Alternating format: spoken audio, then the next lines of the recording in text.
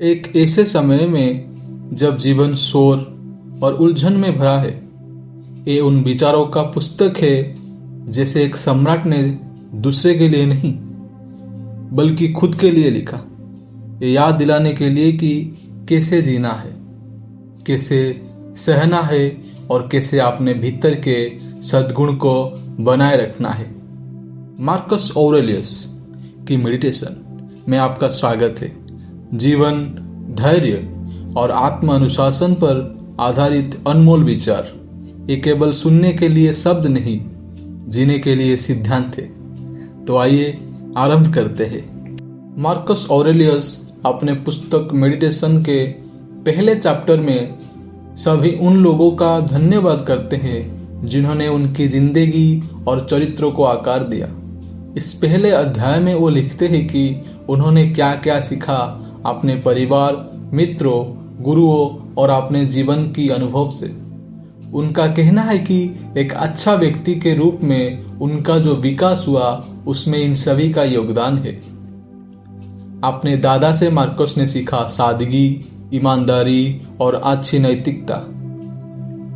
अपने पिता से उन्होंने सीखा कि विनम्र और धैर्यवान व्यक्ति कैसे बनते हैं। पिता ने हमेशा उन्हें संस्कार और सम्मान की सीख दी और बताया कि मर्दांगी सिर्फ बल में नहीं है, व्यवहार और सादगी में होती है।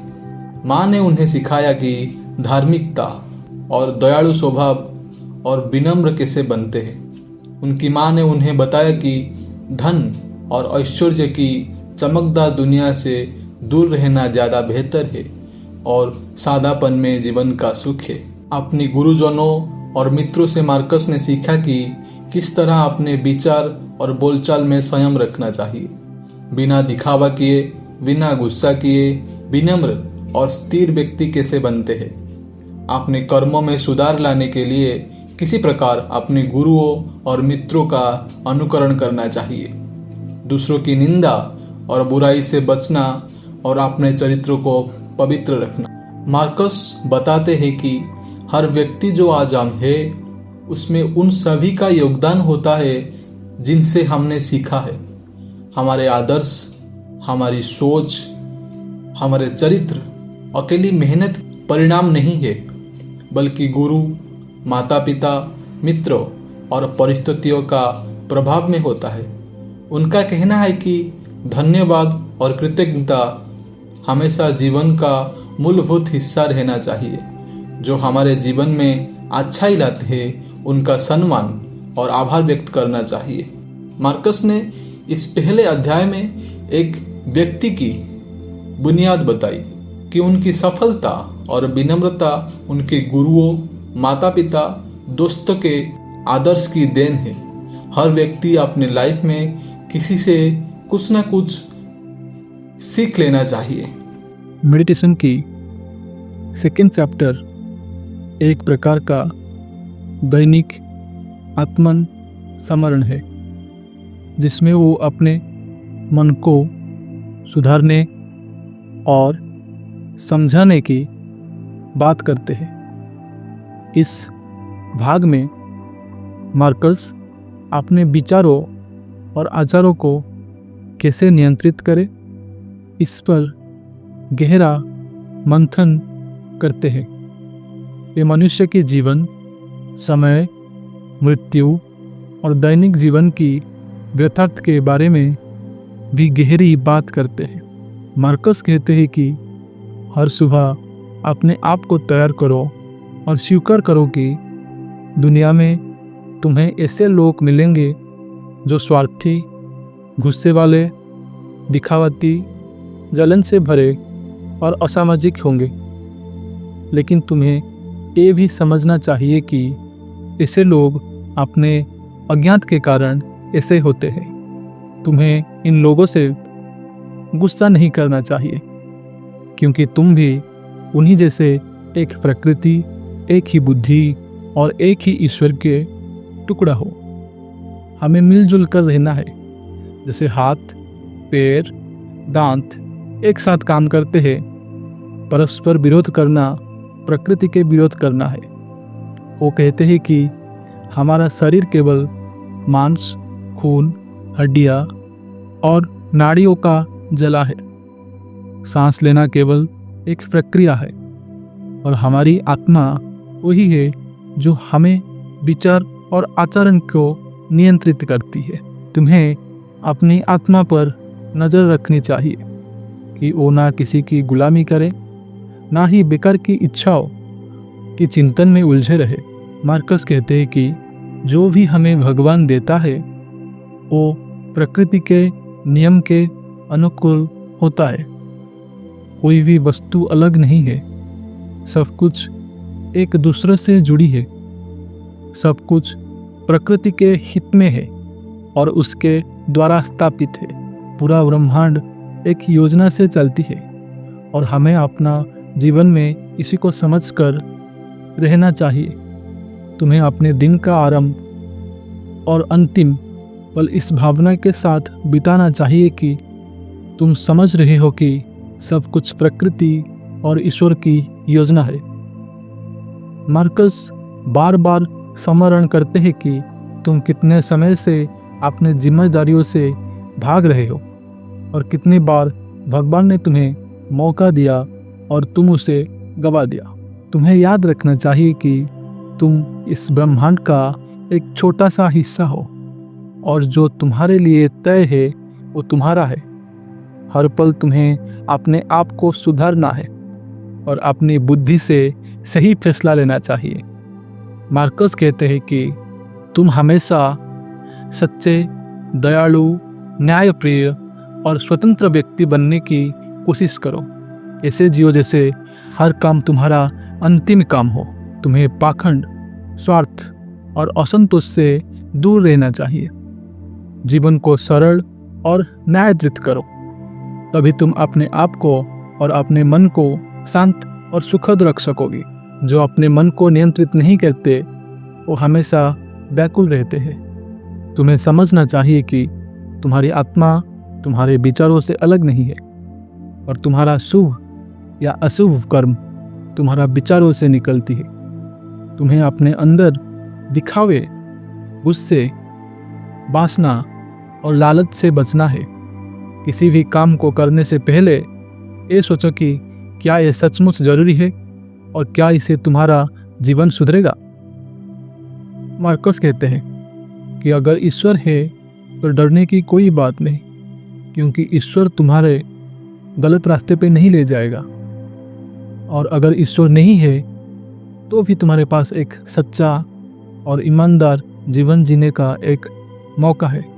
और अगर तुम्हें आसपास कुछ भी बुरा हो रहा है तो तुम्हें अपनी बुद्धि और सत्य का सहारा लेना चाहिए।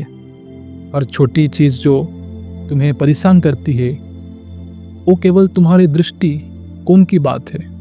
मार्कस कहते हैं तुम जितना भी जी लो, तुम केवल वर्तमान जीते हो। भूतकाल और भविष्य पे तुम्हारा कोई नियंत्रित नहीं है। सब कुछ अनित्य और सब कुछ पल भर में छिन्न हो सकता है। तुम्हें याद रखना चाहिए कि हर पल तुम्हारे हाथ में है और उसे बेकार गंवाने का तुम्हारा पास समय नहीं है।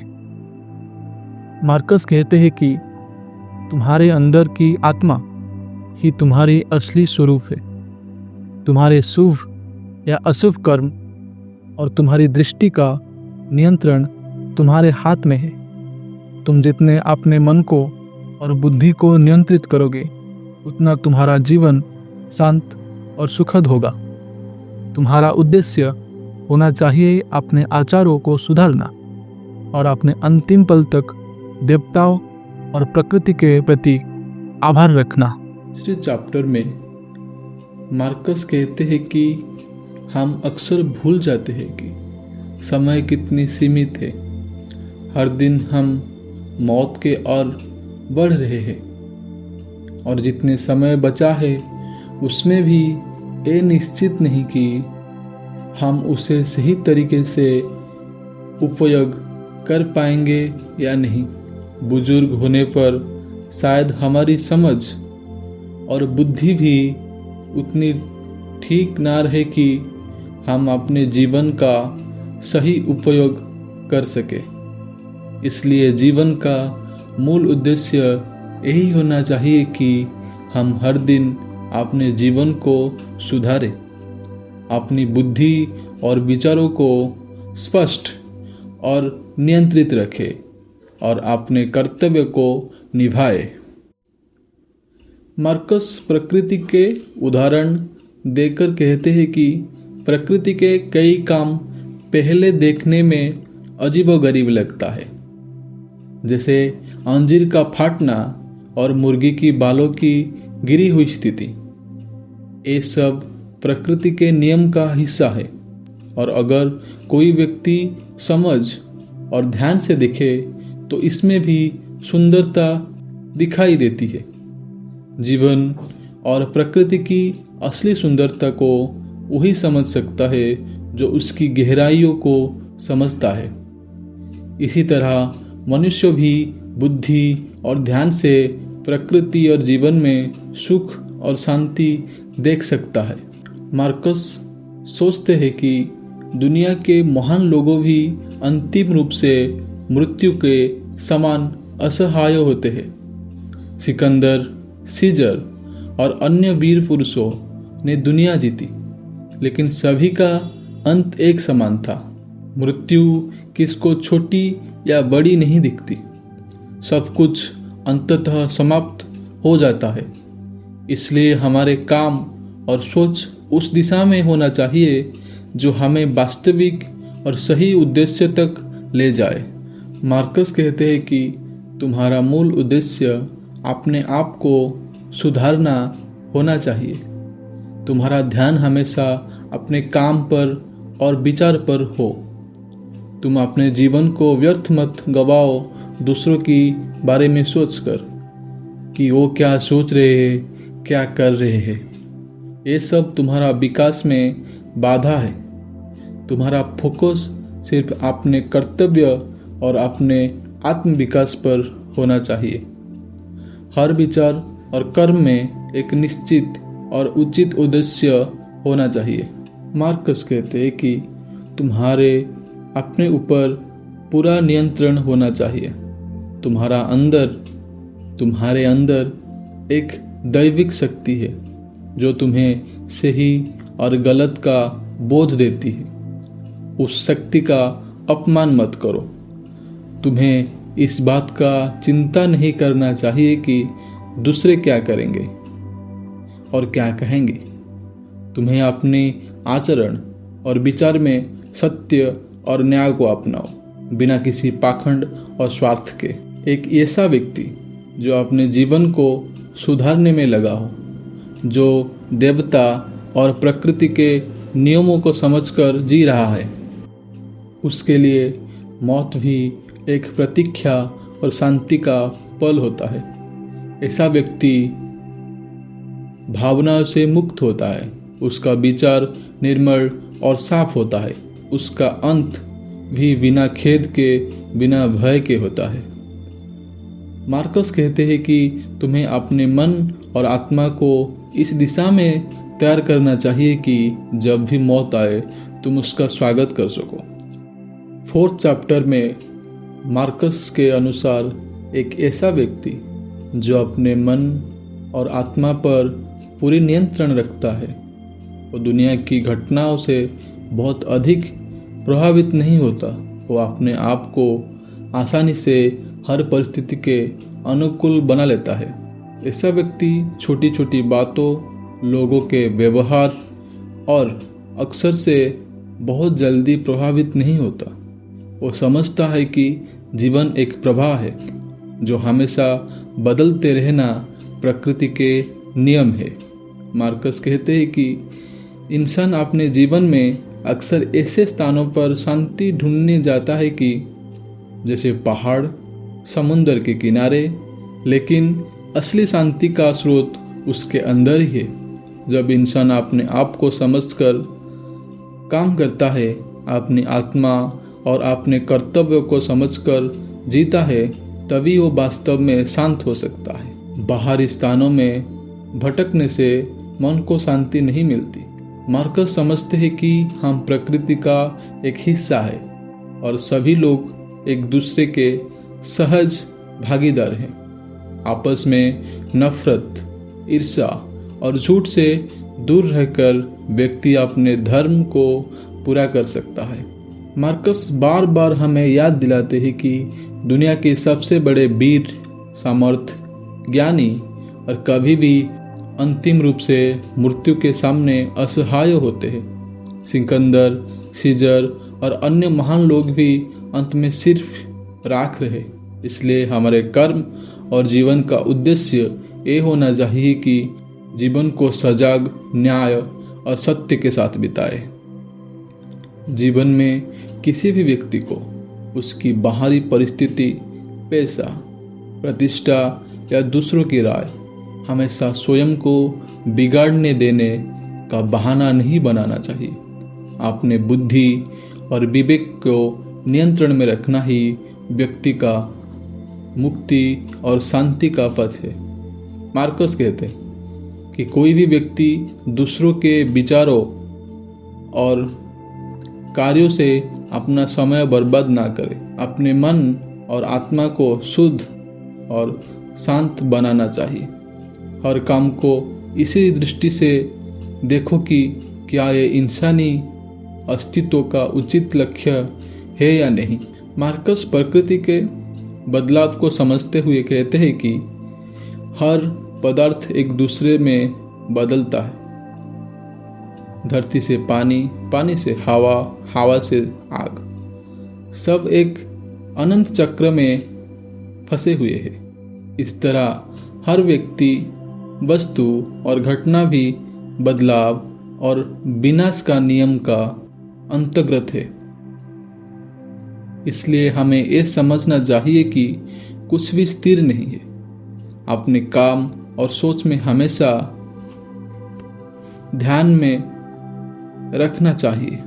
मार्कस कहते हैं कि हर व्यक्ति को यह समझना चाहिए कि उसका जीवन और समय बहुत छोटा है। पिछले युग के महान लोगों को भी कोई याद नहीं रखता। सब कुछ समय की धूल में मिल जाते हैं। तो क्यों न जीवन को साधारण और सत्य के साथ जिए, बिना किसी चिंता, ईर्ष्या और नफरत के। आत्मविश्वास और अपनी बुद्धि को नियंत्रित रखना सबसे बड़ा कर्तव्य है।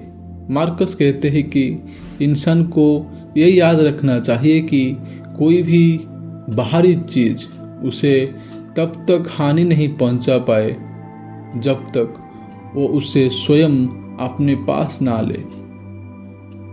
स्वतंत्रता और शांति अंदर से आती है, बाहर से नहीं। मार्कस कहते हैं कि अपने आत्मा और मन को व्यर्थ चिंता से दूर रखो और हर विचार और कर्म में प्रकृति और न्याय के नियम को पालन करो। अपने जीवन के अंतिम पल तक सदैव धर्म, कर्तव्य और सत्य के पथ पर चलो। मार्कस मेडिटेशन की 5th चैप्टर में कहते हैं कि जीवन का मूल उद्देश्य अपने कर्तव्यों और मानवता के प्रति दायित्व को निभाना है। सुबह उठने की इच्छा ना होने पर भी व्यक्ति को याद रखना चाहिए कि उसका अस्तित्व समाज के हित के लिए काम करने के लिए है, ना कि आलस और आराम में दिन व्यर्थ करने के लिए। मार्कस कहते हैं कि प्रकृति और संसार में सब एक नियमित व्यवस्था में है। छोटी चीजों को लेकर असंतुष्ट रहना व्यर्थ है। ऐसा व्यक्ति जो अपने दायित्व को समझता है, उसे दूसरों की निंदा, बुराई या अन्यों के विचारों से प्रभावित नहीं होना चाहिए। व्यक्ति को अपने गुण और अपनी प्रकृति के अनुसार जीवन जीना चाहिए।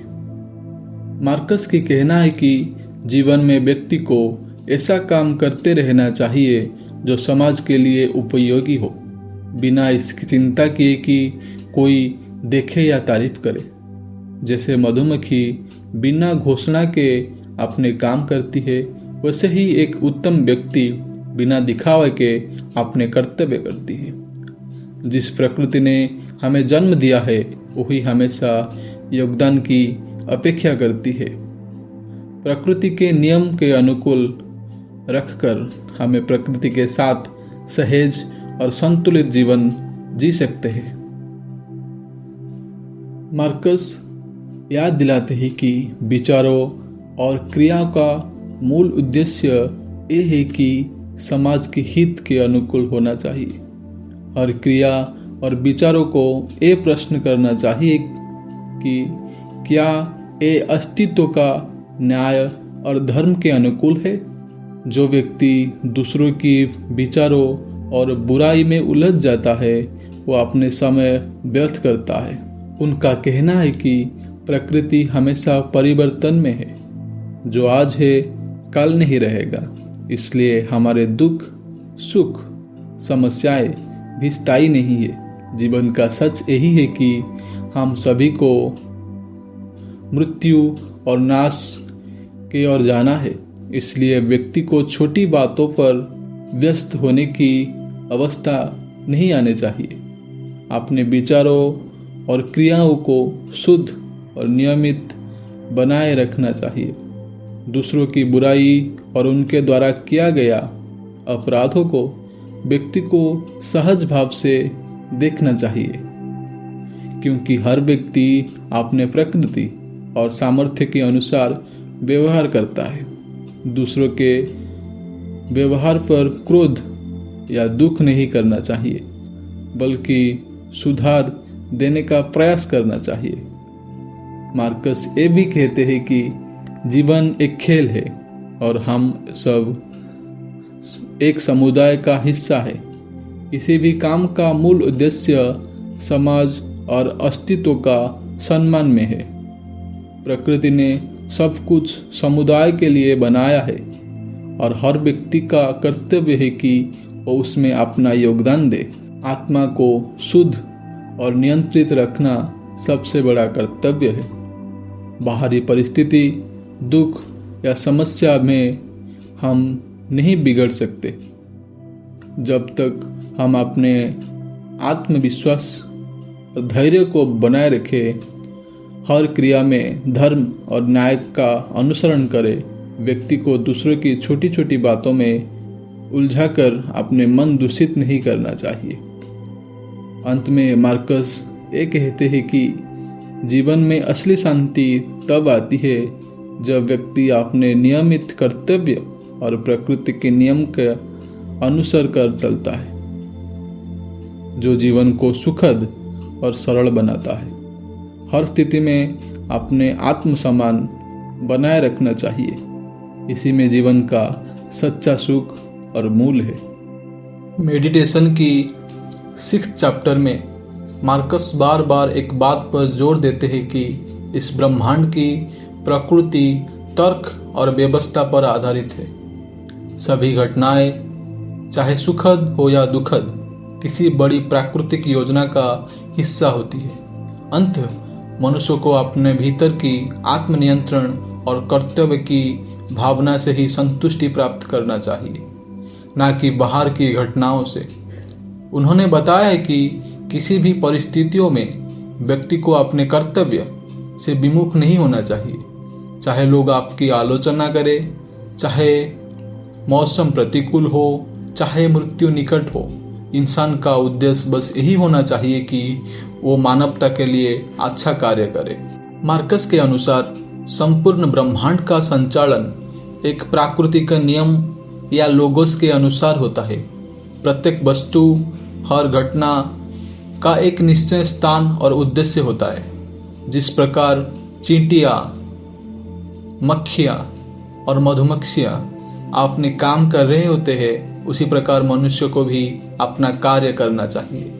प्रकृति ने हर चीज के लिए एक बंधन निर्धारित किया है। आराम, भोजन, मृत्यु, सभी के पीछे प्राकृतिक नियम छुपे हुए हैं। मार्कस के लेखन में एक महत्वपूर्ण विचार ये है कि मनुष्य का उद्देश्य केवल अपने लिए नहीं, बल्कि पूरे समाज के लिए जीना है। हमें अपने जीवन इसी प्रकार जीना चाहिए कि हम समाज के लिए उपयोगी बने। उन्होंने लिखा है कि जिस प्रकार बेल कार्य करता है, उसी तरह मनुष्य का भी ये कर्तव्य है कि वो अच्छा कार्य करे, बिना दिखावे की और बिना स्वार्थ के। उन्होंने बार बार चेतावनी दी कि हमें उन चीज़ों में मोह नहीं पालना चाहिए जो क्षणस्थायी है, जैसे प्रसिद्धि, धन, सत्ता, क्योंकि ये सब जल्दी ही नष्ट हो जाता है। उन्होंने जीवन की अस्थिरता के रेखांकित किया है और कहा है कि जो आज जीवित है वो भी जल्द ही इतिहास बन जाएंगे। इसलिए उन्होंने हर पल को विवेक और न्याय के साथ जीने के लिए सलाह दी। मार्कस बार बार लिखते हैं कि हमारे विचार ही हमारे जीवन को दिशा देती है। बाहरी परिस्थितियों कभी हमारे आत्मा को चोट नहीं पहुंचा सकती। केवल हमारी अपनी सोच हमें कमजोर या दुखी बना सकती है। अगर कोई हमारे प्रति अन्याय करता है तो भी हमारा उत्तर ये नहीं होना चाहिए कि हम भी अन्याय करें। सही प्रतिशोध ये है कि हम गलत करने वाले की तरह नहीं बने। आत्मनिरीक्षण उनका केंद्रीय भाव है।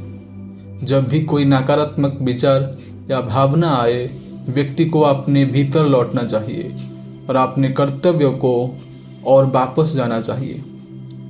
उन्होंने लिखा कि दुनिया की सारी चीजें बदलती रहती है, लेकिन मनुष्य अपने भीतर स्थिरता ला सकती है। मार्कस ने इस बात पर जोर दिया कि हम दूसरों की गलतियों में गुस्सा ना करें। जिस तरह हम बच्चे और बीमार लोगों से धैर्य रखते हैं, उसी तरह अज्ञानी लोगों के प्रति भी सहिष्णुता रखनी चाहिए। उन्होंने कहा कि दूसरे लोगों को दोष की सहना और उन्हें सुधरने का प्रयास करना एक सच्चा इंसान का धर्म है। एंड तक सुनने के लिए धन्यवाद और जुड़े रहे हमारे साथ। हम लाएंगे मेडिटेशन की दूसरे पार्ट, जिसमें हम कवर करेंगे बाकी अध्याय। धन्यवाद।